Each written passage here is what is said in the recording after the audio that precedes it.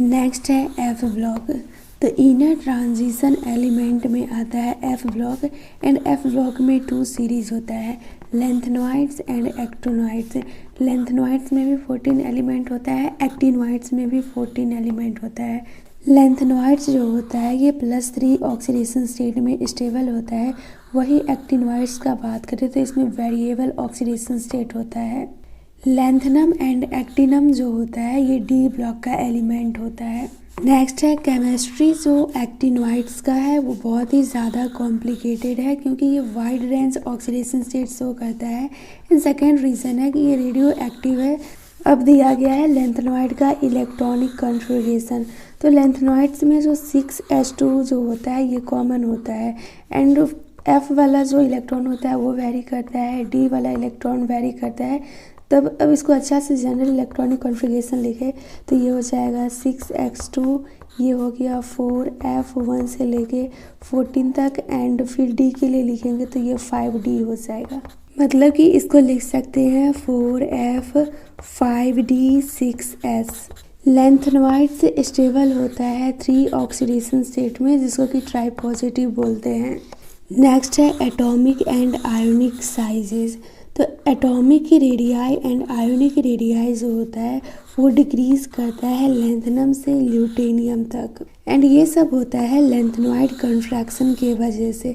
And फिर यहाँ पे बोला गया है कि डिक्रीज जो करता है एटॉमिक रेडियाई, मतलब कि लेंथनम से ल्यूटेनियम तक जो डिक्रीज करता है एटॉमिक रेडियाई वो सिमिलर, मतलब कि इसका ट्रेंड सिमिलर नहीं होता है आयोनिक रेडियाई के जैसा।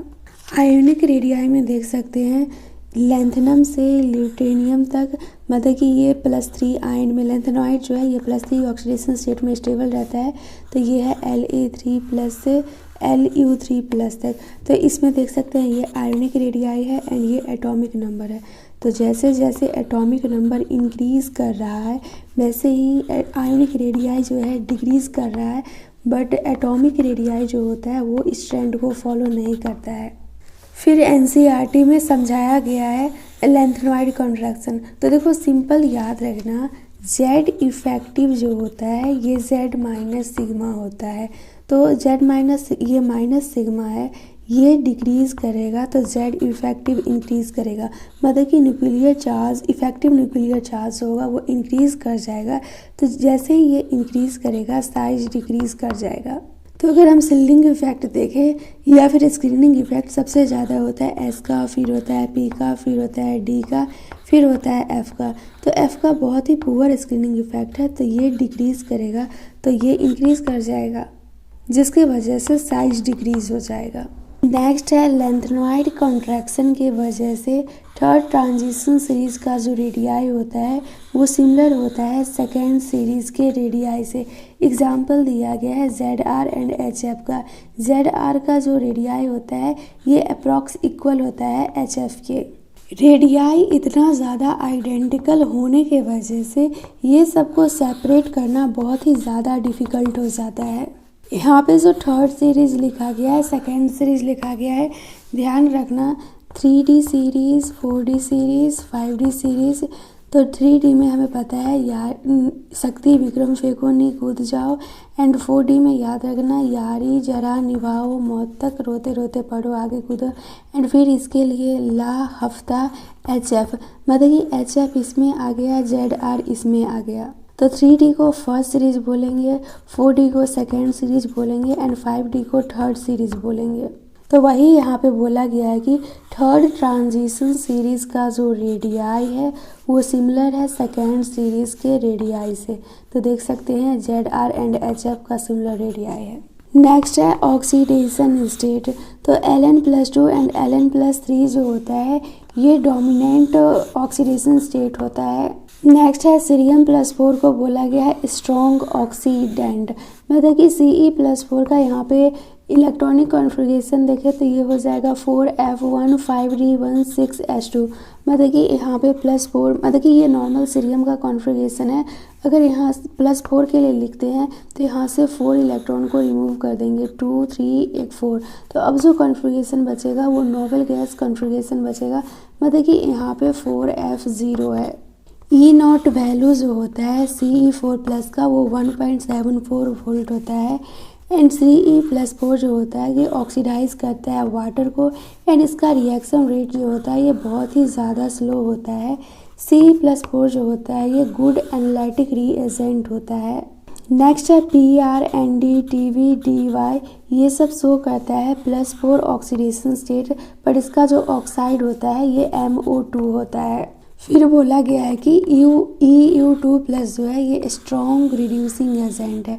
इसका इलेक्ट्रॉनिक कॉन्फ़िगरेशन देखेंगे तो ये 4F76H2 होगा। नेक्स्ट है YV2+, ये भी रिडक्टेंट होता है एंड इसका इलेक्ट्रॉनिक कॉन्फ़िगरेशन देखें तो ये 4F146H2 है। मतलब कि यहाँ से YV2+ है तो ये इलेक्ट्रॉन रिमूव हो जाएगा एंड यहाँ पे भी ये EU2+ है तो यहाँ पे भी ये इलेक्ट्रॉन रिमूव हो जाएगा तो यहाँ 4F7 बचेगा, यहाँ 4F14 बचेगा। नेक्स्ट है Tv+4, ये भी ऑक्सीडेंट है एंड अगर इसका नॉर्मल इलेक्ट्रॉनिक कॉन्फ़िगरेशन देखें तो 4F96H2 होगा। यहाँ पे +4 है तो इधर से 4 इलेक्ट्रॉन रिमूव हो जाएगा, 2 इधर से होगा एंड 2 इधर से होगा तो टोटल 4 हो गया। तो अब बचेगा 4F7 जो होता है ये हाफ फिलेड F ऑर्बिटल होता है। नेक्स्ट है बिहेवियर जो सैमेरियम का है, मतलब कि इसको SM बोल सकते हैं। ये बहुत ही सिमिलर है यूरोपियम के बिहेवियर से एंड ये दोनों एग्जिबिट करता है, मतलब कि ये दोनों शो करता है ऑक्सीडेशन स्टेट +2 एंड +3। नेक्स्ट है general characteristic of lanthanoids. Lanthanoids जो होता है ये सिल्वरी वाइट होता है, सॉफ्ट मेटल होता है एंड एयर के कांटेक्ट में आते ही टर्निश हो जाता है। हार्डनेस का बात करें तो ये डायरेक्टली प्रोपोर्शनल होता है एटॉमिक नंबर से, मतलब कि जैसे ही एटॉमिक नंबर इंक्रीज़ करेगा हार्डनेस भी इंक्रीज़ कर जाएगा। यहाँ पे एग्जांपल दिया गया है समेरियम का, इसका जो हार्डनेस होता है ये स्टील के जैसा होता है, मतलब कि स्टील हार्ड होता है। जनरली लैंथेनॉइड्स का मेल्टिंग पॉइंट देखा जाए तो इसका रेंज होता है 1000 से लेके 1200 केल्विन तक। वही समेरियम का मतलब कि समेरियम जो होता है ये मेल्ट करता है 1623 केल्विन पे। लैंथेनॉइड्स के पास मेटालिक स्ट्रक्चर होता है एंड ये गुड कंडक्टर ऑफ हीट होता है एंड इलेक्ट्रिसिटी होता है। नेक्स्ट है डेंसिटी एंड अदर प्रॉपर्टीज जो होता है लैंथेनॉइड्स का वो चेंज करता है स्मूथली, बट कुछ एक्सेप्शन है यहाँ पे। वो जो एक्सेप्शन में जो एलिमेंट आता है वो UE YV आता है एंड ओकेजनली में देखा जाए तो SM एंड TM भी आता है। फिर नेक्स्ट दिया गया है कि बहुत ट्राईवैलेंट लैंथेनॉइड आयन जो होता है वो कलर्ड होता है बहुत सॉलिड एंड एक्वस सॉल्यूशन में। तो यहाँ पे बोला गया है कि कलर शो वही करेगा जिसमें कि F इलेक्ट्रॉन प्रेजेंट होगा, वो भी फुल फिलेड नहीं रहना चाहिए।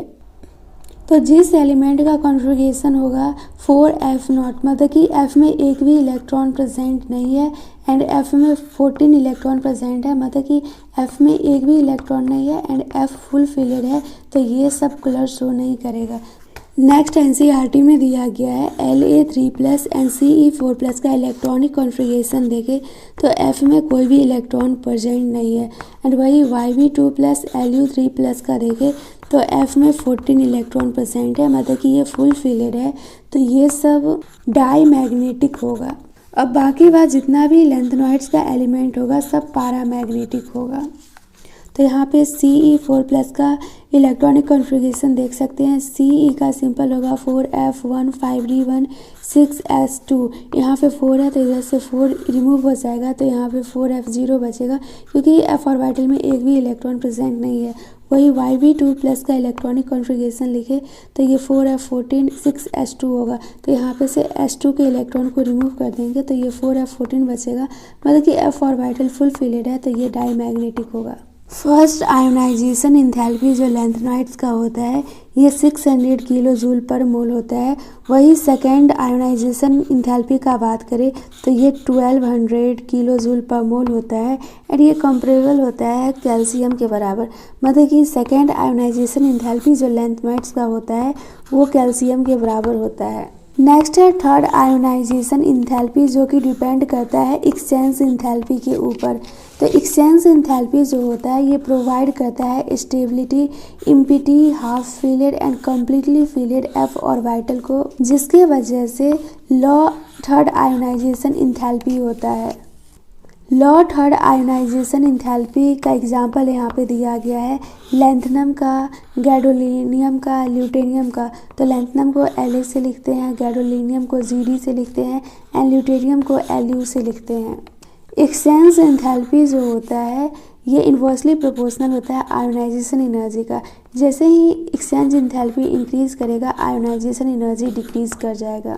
एंड फिर बोला गया है कि अर्लियर मेंबर्स जो है लैंथेनॉइड सीरीज़ का वो क्वाइट मतलब कि उतना ज़्यादा रिएक्टिव नहीं है, सिमिलर कैल्शियम के जैसा है, बट जैसे ही एटॉमिक नंबर इंक्रीज करता है इसका बिहेवियर हो जाता है एल्युमिनियम के जैसा। Ln3+ के लिए ई नॉट का वैल्यू देखें तो ये जाता है -2.2 से 2.24 वोल्ट तक, मतलब कि Ln जाता है जब Ln में तो। एंड फिर वही यहाँ पे एक्सेप्शन दिया गया है जब EU3+ EU तक जाता है तो इसका जो ई नॉट का वैल्यू होता है ये -2.0 वोल्ट होता है।